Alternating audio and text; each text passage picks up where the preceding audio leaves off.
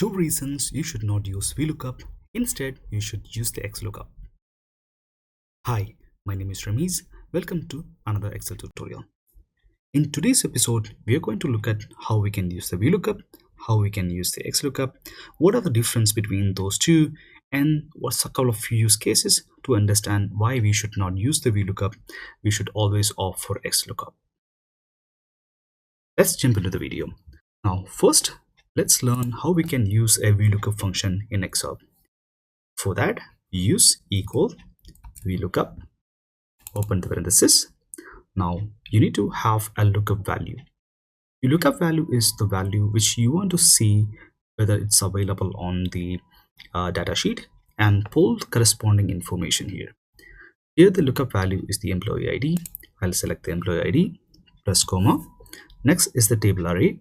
We go to the data sheet, select the first data, Control Shift, right arrow, and down arrow. We are going to select the entire table in order to fetch the information. Now VLOOKUP will look into the first column and check whether the information is available. If yes, then they will bring up the corresponding information which we are looking for. As you can see, I have numbered here. The number indicates the column reference number, which is 1, 2, 3, and 4. Since we have 4 columns, we want to pull the information from the second column. Hence, I'm going to give the 2 as the reference for number after this formula. So for the column index number, I'm going to give 2 and then comma. For the exact match, I put 0, close the parenthesis, press enter. So I'm able to fetch the data and obtain the employee name on the corresponding cells. Then in order to apply, just double click or drag and drop. Now let's see how we can use the XLOOKUP to fetch the information. For this, we use XLOOKUP equal to XLOOKUP. Open the parenthesis. Similar to VLOOKUP, you need to have the lookup value, which is this employee name. I'll select the name, comma. Lookup array is nothing but the data sheet or the corresponding names on the data sheet, which is column number C. So I'll select the entire column, comma. I need to bring up the value of the monthly salary, which is in the column number E. So I'll select the entire column, comma. Then if necessary, you can put if not function, which will say if the information is not available, then what need to be bring up. For example, we can say not available, or you can say something else as well. For time being, I'm not using it. I'm just put comma. For the exact match, I put 0 and close the parenthesis, press enter.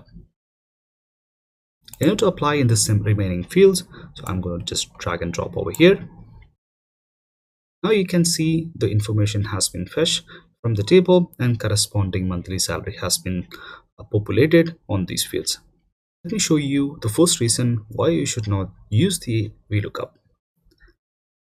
Let's say I want to insert a column in between employee ID and employee name, and we will see what happens in the formula.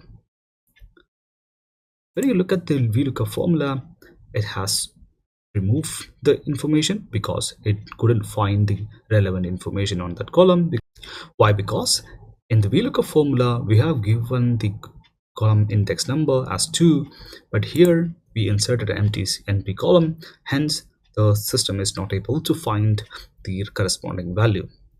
If I want to find the corresponding value, I have to change the column index number. Now it becomes 3. So I have to change the formula and say 3. And enter. Now I will find the corresponding information, but again, say I changed my mind. I'll have deleted the entire column, and then let's see what happens. So it bring up the wrong information. It's bring up the designation of the employee, which I don't want.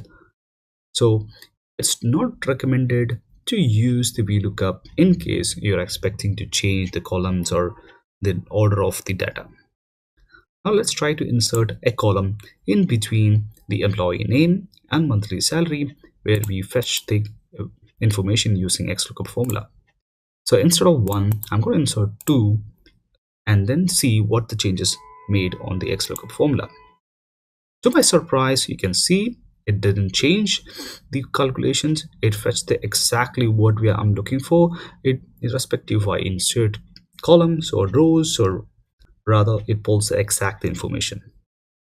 Now let's delete one and see whether it has an impact or not.